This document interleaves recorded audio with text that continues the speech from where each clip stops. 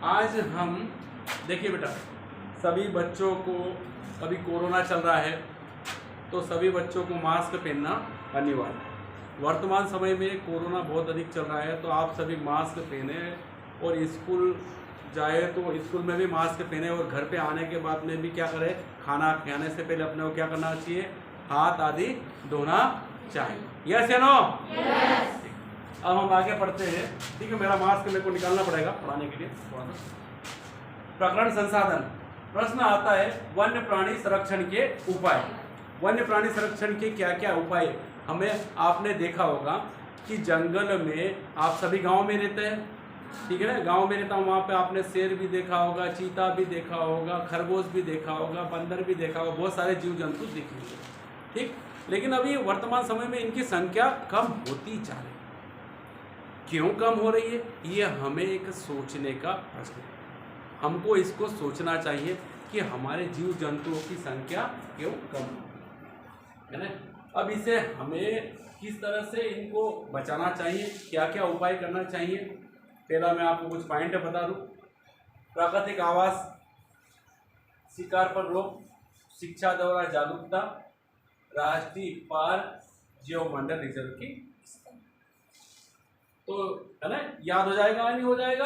प्राकृतिक आवास, शिकार, शिक्षा, राष्ट्रीय पार्क, जीव मंडल। इसका मैंने एक सूत्र बना दिया, PS²RJ। पी से प्राकृतिक आवास, यस क्या हो गया, पी से प्राकृतिक आवास है ना, एस से शिकार, दूसरे एस से शिक्षा, ठीक है ना, फिर आर से क्या हो गया, राष्ट्रीय पार्क और जीव मंडल की स्थिति।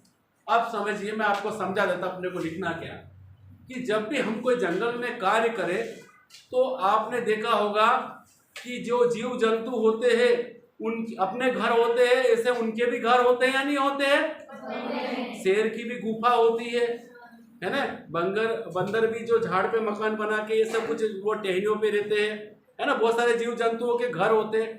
तो हमें जंगल में कोई भी काम करे तो उसके अंदर क्या करना चाहिए, उनके जो प्राकृतिक आवास है, उनके जो उन्होंने मकान बना रखे या जो जहाँ पर रहते, उनको हमें क्या नहीं करना चाहिए, तोड़ना फोड़ना नहीं चाहिए। अगर हम उसको तोड़ फोड़ देंगे, आज ही अपना घर है, अपने घर को कोई तोड़ फोड़ देगा तो अपन यहाँ पे रहेंगे नहीं रहेंगे।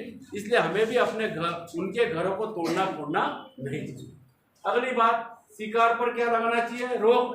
जो जीव जंतुओं का शिकार करते हैं ना, जैसे कोई आते, आपने देखा जंगल में खरगोश को मार देते तीर कमान से अपने वहां पे, ठीक है ना, और खरगोश को मारते हैं। कभी कभी आपने देखा होगा जीव जंतुओं का शिकार करते, चिड़िया मारते, ये करते हैं, है ना।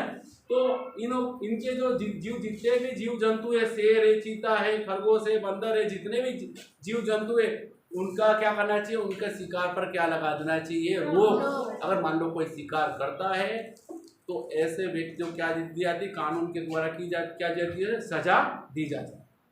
ठीक, शिक्षा द्वारा जागरूकता। आज अपन पढ़े लिखे व्यक्ति हैं तो जीव जंतु अच्छे रहते हैं नहीं रहते, अपने बहुत अच्छे रहते हैं। आप देखिए कि अगर अपन ने एक कुत्ता भी पाला है तो रात को अपन आराम से सोते हैं। अगर अपने घर में चोर आता है तो सबसे पहले कौन जगाता अपने को, वो कुत्ता ही जगाता है, वफादार होता है नहीं होता। तो जितने भी जीव जंतु है वो सब मतलब अच्छे होते हैं। तो हमें शिक्षा के द्वारा जागरूकता करना चाहिए। जो अनपढ़ व्यक्ति है गांव में, जो पढ़े लिखे नहीं है बेटा, उनको हमको समझाना चाहिए कि जीव जंतु को नहीं मारना चाहिए। जिस तरह से हमारे में भी जीव है उसी तरह उसमें भी जीव है, उनको मारना नहीं चाहिए।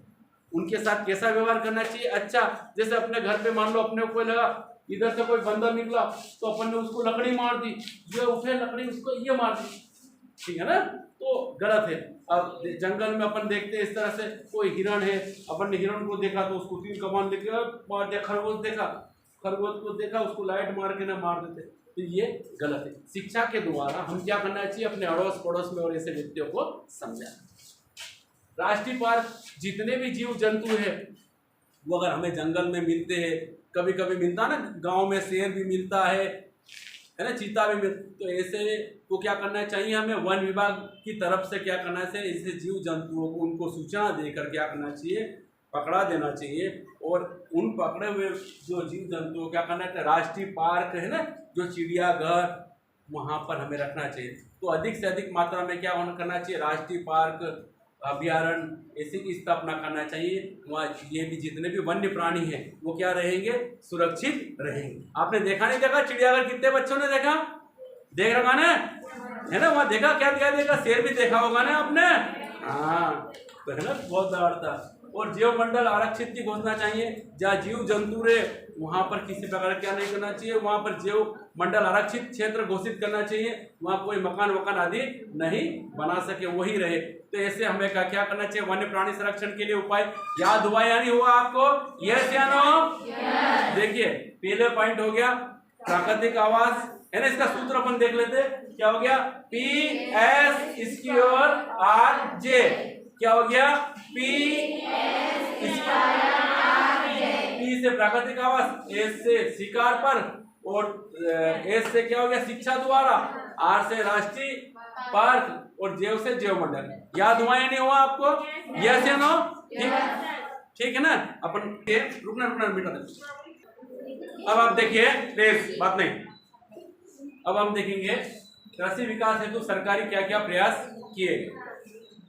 बात नहीं, सरकारी प्रयास क्या क्या किए गए। आप देखिए, हरित क्रांति, यस, श्वेत क्रांति, नीली क्रांति, पीत क्रांति और गुलाबी क्रांति। याद हो जाएगा, नाम याद होंगे सबको, ये 1 या 2 नंबर में परीक्षा में आ सकता है।